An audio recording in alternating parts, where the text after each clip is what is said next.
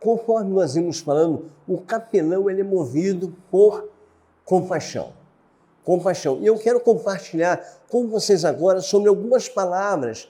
Você não precisa escrever, mas se você quiser anotar é importante. Eu sempre digo, pega o papel e vai anotando, porque às vezes Deus me dá uma inspiração do outro lado que eu não tenho, mas é uma inspiração completa, uma linha sua de raciocínio. Eu, por exemplo, quando ouço algum pregador, que eu gosto de alguma linha de raciocínio, eu pego e escrevo, porque aquilo ali me leva a pensar, né? a calcular uma nova rota de pregação que eu possa usar, né? Então é muito importante a gente anotando. Qual foi a ação daquele samaritano? Foi uma ação que a Bíblia diz, foi compaixão. Compaixão, tá? Então existem algumas palavras para definir compaixão. Primeiro, é a palavra no grego esplakinistes. O que é esplakinistes? Esplakinistes no grego significa compaixão. Já cardia é no latim. Então nós temos esplakinistes no grego e cardia no latim.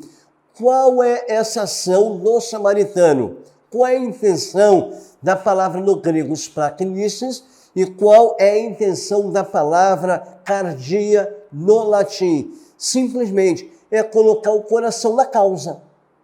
Então, o capelão, que coisa interessante. Aquele samaritano, quando ele parou, desceu do seu cavalo, ele colocou o coração aonde? Naquela pessoa que estava necessitando. Naquela pessoa que foi abatida pelos assaltantes, que apanhou, que estava quase morta. Enquanto o sacerdote não o fez, enquanto o levita passou de lado, esse homem, movido de íntima compaixão, ele coloca os plaquinistas, cardia, o seu coração em ação e coloca o coração na causa.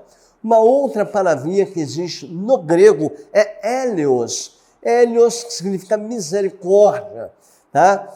E no latim, misericórdia, misericardias, né? Colocando o coração na miserabilidade da pessoa, usando o coração para libertar da miserabilidade, no estado de penúria, no estado de dó, a condição que aquela pessoa se encontra.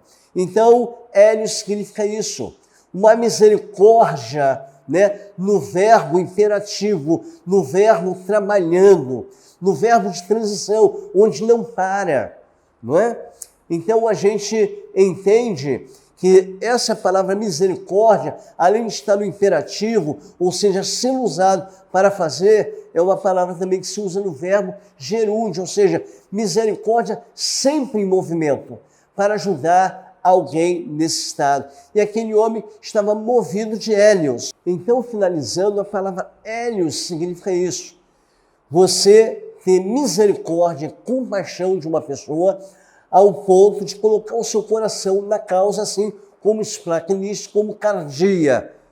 Nós temos ainda duas palavras no grego, que outra é ectos, que significa bondade e ação. Na verdade, se a gente fosse trazer uma nova interpretação, não uma nova, uma interpretação correta aqui para o bom samaritano, seria a ação do samaritano. E não a palavra o bom samaritano, porque a palavra bom samaritano, que é kalos, não aparece no original grego, mas aparece ectos, que significa a ação, a bondade do samaritano. E foi justamente o que aquele samaritano fez. Ele usa a sua bondade, ele usa a sua generosidade para atender à necessidade daquele homem. E por último, o adjetivo quer dizer kalos, né? Kalos é um atributo que pertence somente a Deus. Por exemplo, eu sou um bom pastor, eu sou um bom de Deus. Então, na verdade, nenhum de nós é bom o suficiente se não estivermos debaixo da ambiência da bondade de Deus. Nós só exercemos a bondade porque nós estamos debaixo da ambiência de Deus. Porque o homem em si, ele não é bom. Então, a palavra kalos significa isso. Nós estamos debaixo da ambiência de Deus para nós, então, realizarmos aquilo que Deus nos chamou para realizar. E aquele homem, ele foi movido de íntima compaixão. Agora, notem bem que Jesus fez uma pergunta àquele homem extremamente inteligente, que ele era um estudante, ele era um doutor, ele não era um leigo. Ele perguntou para Jesus: Jesus, o que farei para herdar a vida eterna? O que posso fazer? Ele falou assim: você tem lido a Escritura? Ele falou: claro, tenho lido. E o que diz a palavra de Deus sobre a questão de Deus e o próximo? Ele falou: a Bíblia diz, além de Moisés, diz: amarás o Senhor teu Deus acima de todas as coisas e amarás o teu próximo como a ti mesmo. Tá? A palavra próximo, no hebraico, significa a pessoa que tem o mesmo sangue. Olha que coisa interessante. A pessoa que tem o mesmo sangue. Está escrito na lei de Moisés. Só que aquele doutor, ele foi muito capcioso. Ele perguntou para Jesus: mas quem é o meu semelhante? Ora, ele sabia que o próximo e o seu semelhante era aquele que tinha o mesmo sangue dele nas veias. E eu quero fazer uma pergunta para você. Se você sair do Brasil e for trabalhar na África como capelão, se você cortar o seu pulso e um africano cortar também o pulso dele, qual a cor do sangue de vocês? Claro, é o vermelho, meio bordô. Todo lugar do mundo, até os animais, têm sangue da mesma cor, porque foram formados segundo a palavra de Deus. Então não existe sangue azul, não existe sangue rosa, não existe sangue de uma outra cor verde. Todos nós, seres humanos, temos a mesma cor de sangue. E aquele perito na lei sabia que Jesus está falando de uma pessoa que o sangue que corria na veia dele era o mesmo sangue que corria na veia daquele perito. E Jesus conta então essa parábola para aquele homem. E então Jesus fala que ele moveu-se de íntima compaixão. E no final, Jesus coloca aquele homem no xeque e pergunta: qual dos três ajudou o seu semelhante? Foi o sacerdote? Foi o levita? Ou foi o samaritano? Preste bem atenção que esse homem, o doutor da lei, ele não quis falar a palavra samaritano, porque os judeus, eles não se davam com os samaritanos.